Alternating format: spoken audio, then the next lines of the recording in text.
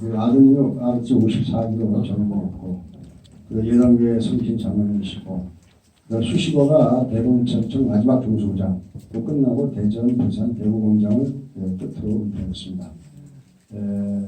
검찰 내에서도 그 실력과 또 훌륭히 들어가시기 때문에 다른 후배들이 많고, 특별히 보시는 검찰총장 윤석열 총장하고는 대구 고검장 하실 때 윤 총장이 국정원 댓글 사건을 일어나서 자초성 인사로 대구 고검장에 왔을 때 우리 장로님께서 따뜻하게 대해주셔가지고 지금까지 돈독한 인간을 형성했다고 합니다.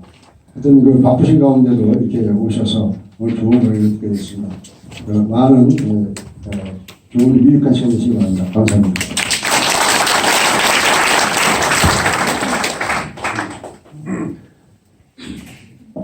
저도 이렇게 좋은 행사에 올 수 있게 돼서 너무 감사드립니다.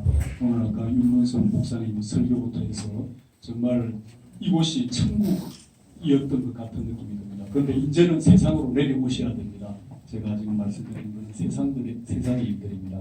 제가 굉장히 후회되는 게 저도 기회가 됐을 때 ROTC를 했을 걸 하는 그 후회가 많이 됩니다. 저는 못했지만은 저희 아들이 저한테 아버지 제가 그 ROTC 지망을 한번 하고 싶다, 자기는 장교로 군 생활을 하고 싶다 이렇게 해서 좋다, 정말 난 적극 찬성한다 해서 얘가 54기로 마치고 또 군복무기한을 좀 짧게 한다 해가지고 해병대를 지원했습니다. 그래서 해병 중위로 제대를 하고 지금 다른 일을 하고 있습니다. 그런 점에서 제가 여러분과 조금 관계가 됐다는 게 너무 자랑스럽고, 여기 계신 아주 대단하신 우리 신앙의 선배님들, 우리 사회의 선배님들 뵈니까 제가 좀 떨리기는 하지만 너무나 감사하고 자랑스럽습니다. 제가 오늘 여러분들의 귀한 시간, 아침에 이렇게 나오신 이 귀한 시간을 조금이라도 아끼고 전략해서 필요한 말들을 조금 드릴 수 있도록 그렇게 해보겠습니다. 지금 저는 간단히 소개해드리면 제가 28년간 검사로서 일했습니다. 그러고서 제가 그러니까 사법연수원을 2년을 다니기 때문에 법조 경력이라고 하면 한 30년이 되는 겁니다. 그리고 지금 제가 한 3년 반 전에 변호사로 개업을 했습니다. 그래서 지금 율촌이라는 법무법인에서 지금 형사 쪽 담당하는 일을 하고 있습니다. 물론 제가 28년을 검찰에 있었다고 해서 검찰의 내용을 다 알지는 않습니다. 제가 다소의 어떤 주관이 섞일 수가 있고, 제가 아무래도 지금 말씀드리는 것들은 조금은 검찰에 조금 뭐라 그럴까 우호적이랄까 조금 그럴 수가 있습니다. 그런 거를 새겨서 한번 들어주셨으면 좋겠습니다. 지금 현재 검찰이 갖고 있는 가장 큰 문제가 여러분들 언론을 통해서 잘 아시겠지만은 현재 정권과 검찰이 굉장히 맞서 있습니다. 그게 직접적인 계기가 된 게 지난번 조국 전 장관 일가에 대한 수사였습니다. 지금 어제 제가 들은 뉴스를 보니까 저도 자세한 내막은 알 수가 없습니다. 왜냐하면은 이 검사나 수사관들의 제일 첫 번째 특성이 뭐냐 하면은 보안, 군도 보안이 매우 중요하지만 보안을 중요시해서 자기들 얘기를 잘 안 합니다. 잘 안 하고 하기 때문에 저희들은 이미 한번 나온 오비이기 때문에 저희들한테도 자세한 얘기를 잘 하지 않습니다. 그렇긴 하지만 저희 이제 언론을 통해서 지금 법조 기자가 몇 명이냐면은 대법원, 대검찰청, 서울중앙지검, 서울중앙지법에 4군데 기자실이 있습니다. 그 기자들이 몇 명이냐면 지금 거의 250명이 출입을 하고 있습니다. 제가 대변인을 했을 때 한 150명 됐는데 지금 인터넷 언론사가 많아지고 하면서 기자 숫자가 엄청 늘어났습니다. 그러다 보니까 지금 그 비사실 공표니 하는 문제들이 많이 문제가 되고 있습니다만은 실제 그 기자들이 또 유능합니다. 대체로. 그러다 보니까 이게 어떤 식으로든 흘러나오는 경향들이 많습니다. 그래서 저도 언론을 보고 대체로 상황을 파악할 수가 있는데 조국 전 장관이 수사를 받고 8시간 동안 조사를 받고 묵비권을 행사했다, 진술거부권을 행사했다고 그렇게 되어 있습니다. 그런데 대체로 보면 이거를 그럼 진술거부권을 행사했다는 뜻이 뭔가 이런 것들을 제가 사실에 입각해서 어르신들에게 여러분들께 조금 더 설명을 드리고자 하는 겁니다. 대체로 보면은 진술거부권이라는 것은 피의자가 자기가 불리할 때 행사하는 방법들입니다. 본인이 충분히 설명이 가능하고 뭔가 이해가 가능하다고 생각될 때는 대체로 진술을 많이 합니다. 왜냐하면 우리 조국 전 장관도 많은 변호인들의 조력을 받고 있기 때문에 논리를 구성한다든가 어떤 식으로 진술을 한다든가 그다음에 검사들의 사고 구조가 어떻다든가 이런 것들 다 알고 있습니다.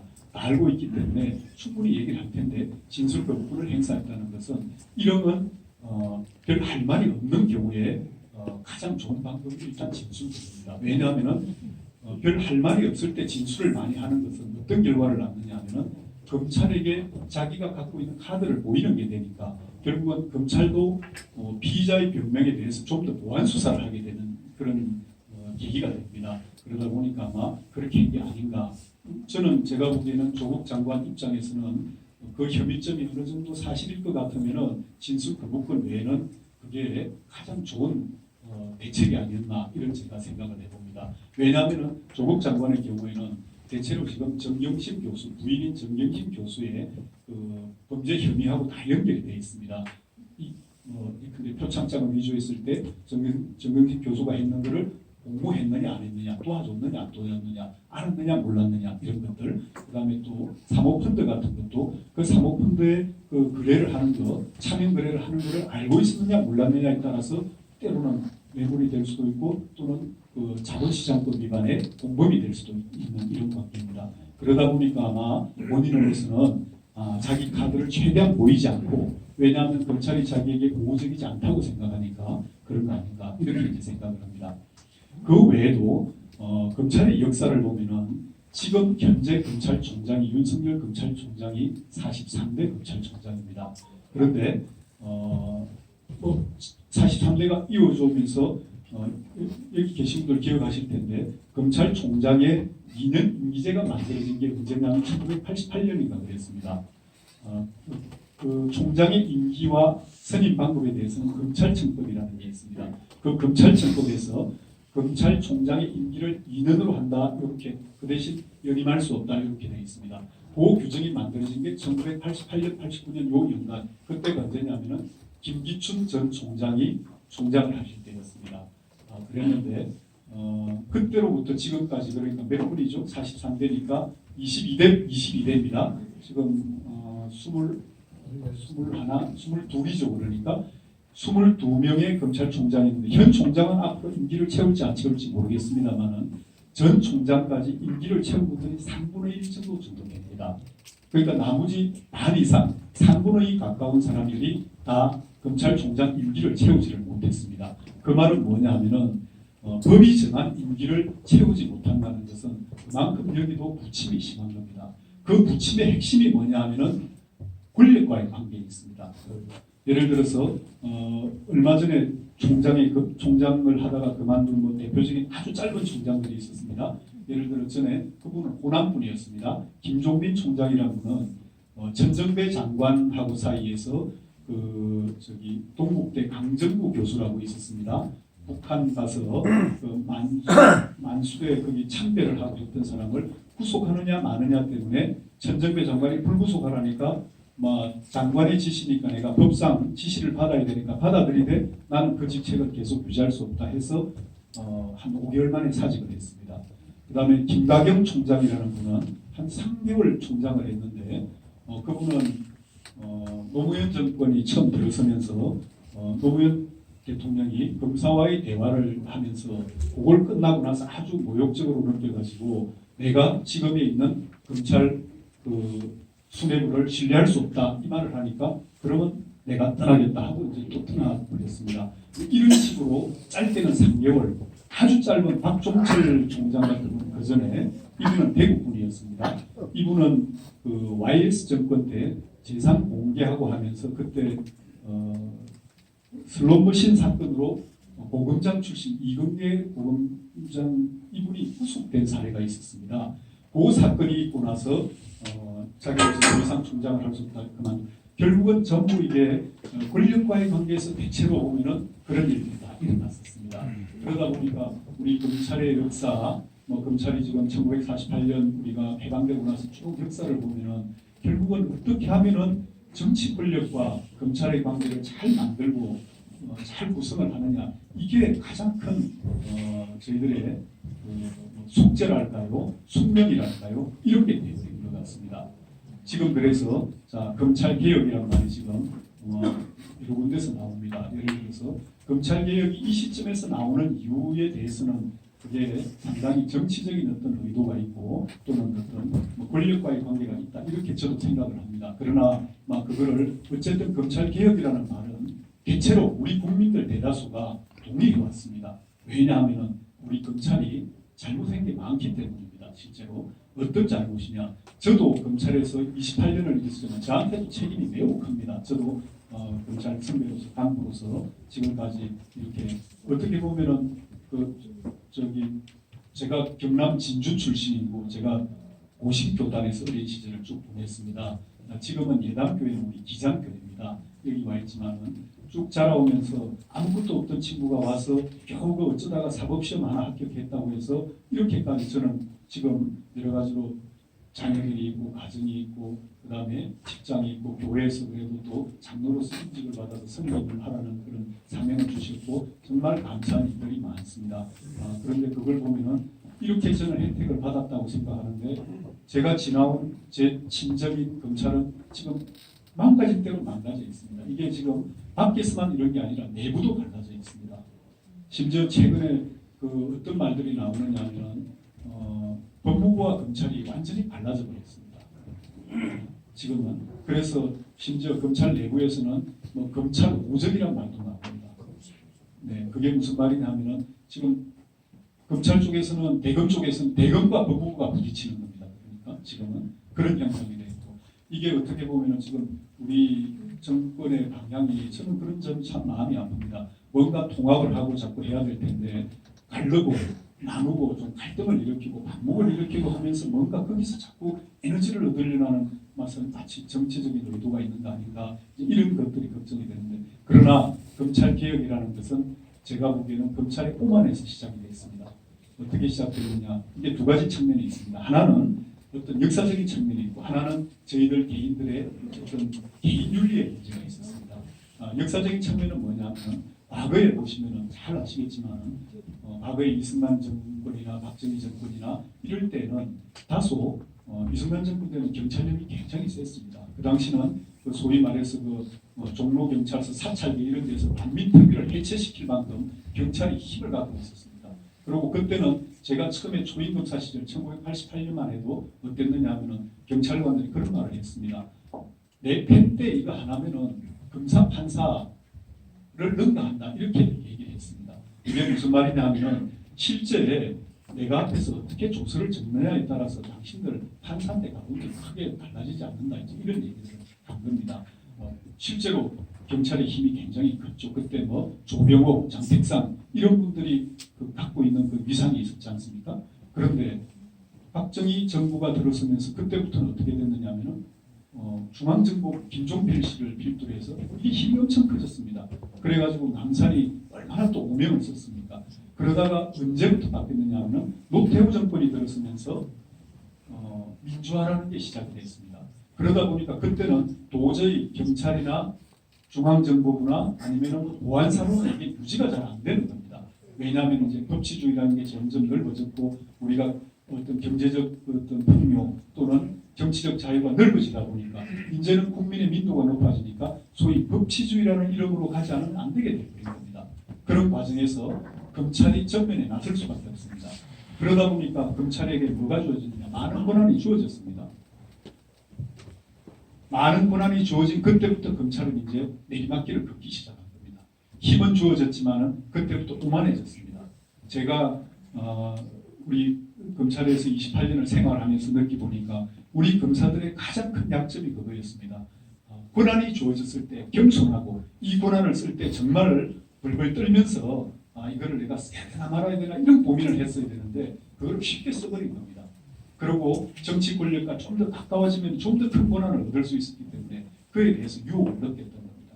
그쪽으로 가까이 간 거죠. 정치 권력이 원하면은 예를 들어 그런 겁니다. 자, 여당 대표를 소환할 때는 소환을 안 합니다. 서면 진술을 받습니다. 그 다음에 야당 누구를 소환할 때는 이 사람을 포토라인에 세워서 막 모욕을 주는 겁니다. 이제 그런 것부터가 막 차이가 나는 겁니다.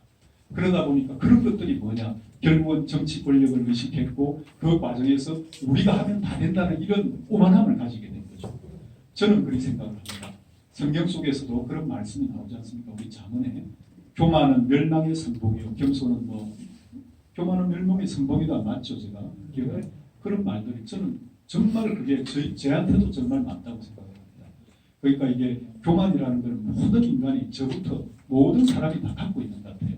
그러다 보니까 교만한 사람을 또 사람들이 싫어합니다. 그 이유가 자기가 교만하기 때문에 그런 것 같아요. 제 생각에.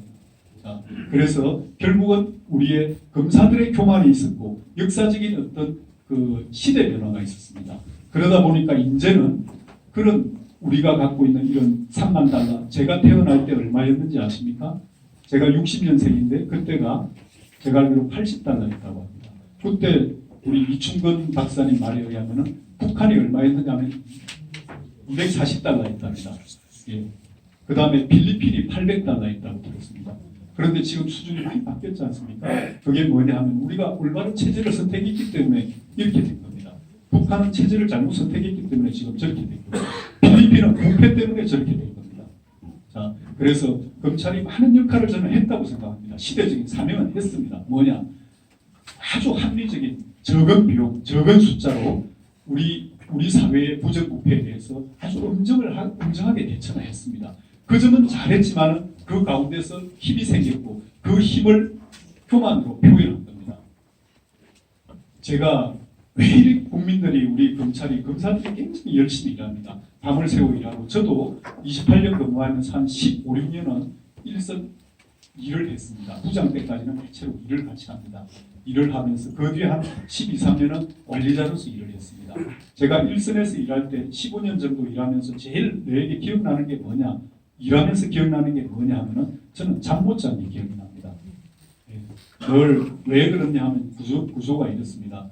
저는 이제 주로 특수부 쪽에 많이 중수부장을 했는데 대검 중앙수사부장은 일선 특수부를 관할하는 그런 부서입니다. 지금은 없어졌습니다. 2013년에 문을 내렸습니다. 제가 마지막 중수부장을 하고 문을 닫았습니다. 문을 닫았는데 특수부 검사들이 하는 일들이 어떠냐면은 주로 부패 문제를 수사하지 않습니까? 뭐 정치인이라든가 뭐 기업인이라든가 이런 부패 문제를 우리나라 돈의 구조는 그렇습니다. 과거에 지금은 많이 달라졌지만은 얼마 전까지의 구조는 그랬죠.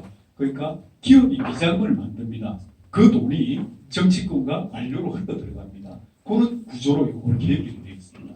그러다 보니까 저희들이 기업인들 수사를 하고 그 다음에 관료나 고위 관료들이나 정치인들을 수사를 하게 되는 겁니다. 그런 과정에서 사실은 대한민국이 만약에 이런 부패를 제대로 제압을 못했더라면 저는 이런 3만 달러 되고 이런 경제적 자유, 정치적 자유, 경제적인 풍요를 누릴 수 없었으리라고 생각합니다. 그 점에 대해서는 우리 검찰의 선배들도 또는 우리 경찰에 계신 분들도 많은 역할을 했습니다. 물론 여기 계신 여러분들, 여기 계신 우리 존경하는 우리 선배님들, 국가 안보를 지켰다는 게 그게 결정적인 역할을 저는 했다고 생각합니다. 그런데 지금 와서 어떻게 됐느냐? 어쨌든 검찰이 시대적 소명을 다하다 보니까 이제는 이들이 오만했고 잘못했다. 이제는 너희들이 갖고 있는 시대적 소명, 그러니까 수사권과 기소권을 한 손에 쥐고 아주 효율적으로 바뀌었습니다. 이게 우리 박정희 대통령 때 그야말로 아주 효율성 있는 민주화를 했던 그거하고 똑같습니다. 그런데 이제 국민은 그 효율성을 이제는 받아들이지 못하는 시대가 되어버린 겁니다. 이제 나에게 꼭 맞는, 좀 더 나에게 맞는, 더 보들보들하고 나에게 딱 맞춤형의 어떤 것을 달라고 요구하는 시대가 된 겁니다. 거기다가 저희들이 좀 더 겸손했으면 이 시대가 조금 늦게 왔을 수 있는데 저희들이 겸손하지 못했기 때문에 지금 이게 더 빨리 와버린 겁니다. 이제 당장 바꾸라는 겁니다. 자, 검찰 개혁에 대해서는 제가 봐도 이거는 바꾸어야 됩니다. 지금 왜냐하면 검찰이라는 것은 총칼을 들고 누구를 억압할 수 있는 것은 아닙니다. 신뢰를 먹고 사는 조직입니다. 어떤 신뢰냐? 우리가 검찰이 결정했을 때 그 결정에 대해서 국민들이 당신들이 결정한 게 좀 옳다 이렇게 인정을 해줘야 됩니다. 그런데 그 인정을 하기 위해서는 몇 가지 요건이 필요합니다. 뭐냐 하면은 대체로 처음에 공정해야 됩니다. 공정한 판단을 하지 못하는 사람에게 절대로 선고할 수 없습니다. 두 번째로 뭐냐 하면 결정하는 사람이 좀 청렴해야 됩니다. 깨끗하지 못한 사람이 한 결정은 절대로 공정하다고 인정을 받기가 어렵습니다. 그 다음에 마지막으로 뭐냐 하면은 우리 검사들이나 수사관들이 하는 검찰이 수사하는 게 굉장히 어렵습니다. 굉장히 전문성이 있습니다. 예를 들면 뭐 항공기 사고가 났다. 그때 항공기 사고를 수사하려면은 항공기가 어떻게 만들어지고 어떻게 운행된다든가 아주 기술적인 부분들이 많습니다. 그래서 근데 그 전문성 부분도 굉장히 중요합니다. 최근에 와서 이 세 가지의 위기가 온 겁니다. 오만한 겸손하지 못했고 오만한 그 자세 위에다가 이 세 가지가 위기가 온 겁니다. 그래서 지금 한번 들어보십시오. 얼마 전 예컨대 이거는 저는 어떤 정권의 영향을 크게 안 받았습니다. 과거에 이명박 정부나 박근혜 정부 때도 굉장히 편파적이었다는 말을 들었습니다. 예컨대 아까 말한 대로 누구는 소환해서 포토라인에 세우고 누구는 그냥 뒷문으로 좀 들어오게 하고 이런 것들이 들어 있었습니다. 지금만 그런 건 아니에요. 물론 지금 와서 좀 더 그게 저는 강화됐다고 봅니다. 너무나 편가르기를 심하게 하다 보니까 이게 강화됐는데 과거에도 그렇게 많이 있었습니다. 예컨대 저희들 같은 경우에 제가 2015년 12월 24일자로 퇴직을 했습니다. 그때도 저희들 퇴직할 때 제가 대구 고검장을 마지막으로 퇴직을 했는데 퇴직을 하는 당시에 그렇게 합니다. 장관이 전화를 합니다. 전화를 해서 당신 우리가 이건 다음 인사를 하는데 인사의 좀 후배들을 위해서 당신이 좀 도움을 줘야 되겠다 이렇게 얘기를 합니다. 그러면은 그 말이 제 사표가 필요하구나 이렇게 알아들어야 되는 거죠. 다 아시는 얘기들이겠지만은 자 그렇게 진행이 되는데 그때도 어떤 배경이냐 하면은 우리 박근혜 대통령 그때 때인데요. 그때 지금 막 한참 문제가 됐던 우모 수석이 있었습니다. 이 친구가 제보다는 좀 후배입니다. 검찰의 후배인데 민정수석으로 가 있으면서 그 당시에 6명인가 7명을 사표를 받았습니다. 검찰 간부들을. 그랬는데 어떤 식으로 받았느냐. 자, 첫 번째, 저는 이제 경남 진주라고 말씀드렸지 않습니까? 소위 PK 4명인가 5명에다가 다른 지역 2명을 같이 받았습니다. 그게 이런 걸 이제 속사를 한번 말씀드리는 건데요. 이게 무슨 의미냐 하면은 그 당시에 왜 PK가 그럼 다수를 차지했는데 왜 PK 출신, 소위 그 부산 경남 출신을 많이 사표를 받았느냐 하면은 뭘 생각하느냐 하면은 그 민정수석이라는 친구가 민정수석의 생각은 결국 청와대의 생각입니다. 대통령의 생각이 일부라고 보이죠. 이 사람들이 이 친구들이 있으면은 작게는 그 당 내에서 김무성이라는 사람이 그때 대표였습니다. 김무성하고 혹시 또 연결이 될 수가 그때 그 우리 대통령하고 김무성 대표가 아주 사이가 안 좋았나 봐요. 제가 그렇게 들었습니다. 같은 당이지만은 아주 서로 이렇게 안 좋은 사이가 되고 거기다가 당신들은 또 남아 있으면 혹시 PK 대선 주자로 돼 있는 문재인하고도 가까울 수 있지 않느냐 이런 생각을 하는 겁니다. 그런 어떤 판단하에서 당신들은 사표를 내줬으면 좋겠다 이런 판단을 하는 겁니다. 제가 이게 100% 그분의 사표를 받은 사람의 생각인지 아닌지는 100% 모릅니다만은 그게 그 당시에 이미 언론에 여러 군데 보도가 되어 있었습니다. 저는 그게 상당 부분은 맞을 거라고 생각하거든요. 왜냐하면 저 같은 경우는 보검장을 했으니까 사표를 내라면 언제든지 내야 됩니다. 왜냐하면 저희들은 법상도 임기를 보장받을 수 없는 직책에 있고 또 한편 그거는 저희들도 할 만큼 한 겁니다. 한마디로 보검장이면 전국에 한 9명 정도밖에 없습니다. 보검장들이 검찰총장을 제외하면 그러니까 언제든지 나가야 되는데 제가 알기로는 제 후배들 중에 일선 검사장 중에도 사표를 받은 사람들이 있는 거 보면 그런 것 같아요. 그러니까 결국은 이게 편을 가르고 뭔가 내 편이어야 된다고 하는 생각에서 결국은 망가지는 게 시작되는 그게 결국은 저는 오만이라고 생각합니다. 자, 그래서 아까 말씀드린 세 가지 공정성, 청렴성, 전문성 이런 것들이 굉장히 중요한데 이 공정성에서 많이 무너진 겁니다. 그 다음에 전문성도 굉장히 힘들었습니다. 왜냐하면 사회가 엄청 빨리 변합니다. 지금 예를 들어서 금융 관련 수사를 하려면은 금융 관련 자본시장법부터 해가지고 검사법 온갖 법들을 내용을 아는 것만도 어렵습니다. 거기다가 저희들이 예를 들어서 제가 과거에 이런 수사를 해봤습니다. 도시가스가 폭발해서 사람이 죽었습니다.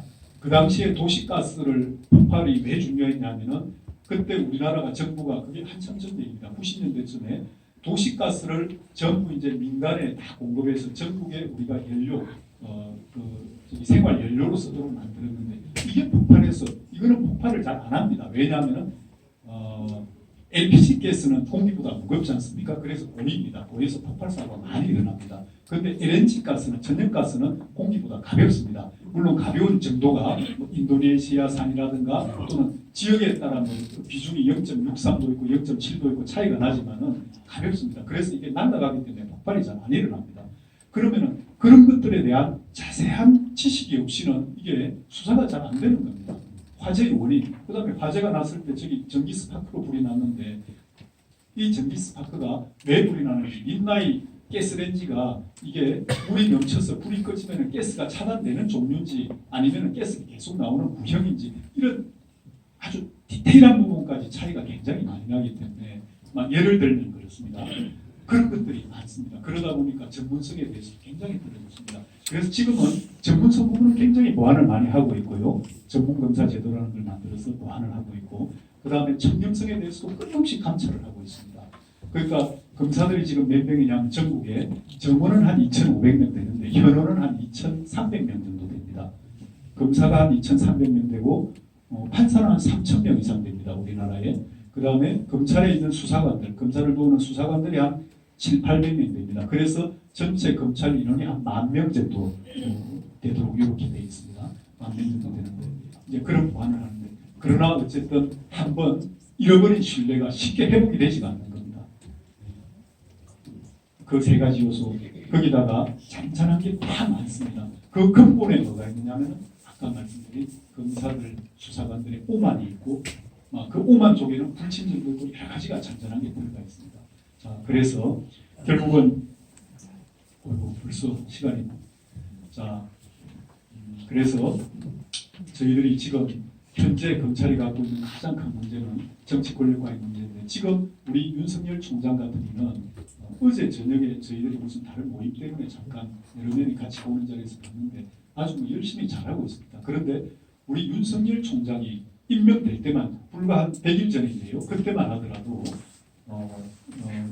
대통령이나 청와대나 정권에서는 아주 훌륭한 사람이라고 임명을 했습니다. 왜냐하면 윤석열 총장이 지난번 소위 적폐 수사, 전 대통령들에 대한 수사라든가 그 다음에 전 정권에 대한 수사가 굉장히 모질었습니다. 실제로 모질게 했고요. 제가 봐도 저도 서울구치소가 제 일종의 생활의 터전입니다. 저는 형사 변호사는 서울구치소를 자주 갑니다. 왜냐하면 거기에 있는 갇혀있는 사람들, 구속된 사람들이 저희들의 의뢰인이기 때문에 많이 가게 하는데, 거기 가보면 한때는 어느 정도였느냐, 2017년, 8년 때는 그야말로 거기 국무회의를 해도 될 정도 되고 국회 그냥 그 상임위원회 하나 구성할 정도 됐습니다. 그렇게 많았습니다. 가보면은 거기가 어떻게 구조가 되어 있느냐 하면은, 근데 뭐 혹시 가보신 분이 계실지 모르겠습니다만은 서울구치소의 변호인 접견실은 그야말로 시류를 알 수 있는 가장 민감한 곳 중에 하나입니다. 서울구치소가 제일 큰 구치소고, 거기가 변호인 접견실에 방이 몇 개 있느냐면 하나는 접견용 방이 있는데 유리로 되어 있습니다. 밑에만 칸막이가 되어 있고 위에는 다 유리이기 때문에 이 넓은 곳에 칸칸이 되어 있는 게 다 보입니다. 누가 앉아 있는지 대충 보여요. 그게 한 80개 정도 되고요. 칸이 80개, 그게 복도가 쭉 있고 한 80개 정도 되는데, 그 칸막이에 한쪽은 재소자가 앉고 한쪽은 변호인이 앉도록 되어 있습니다.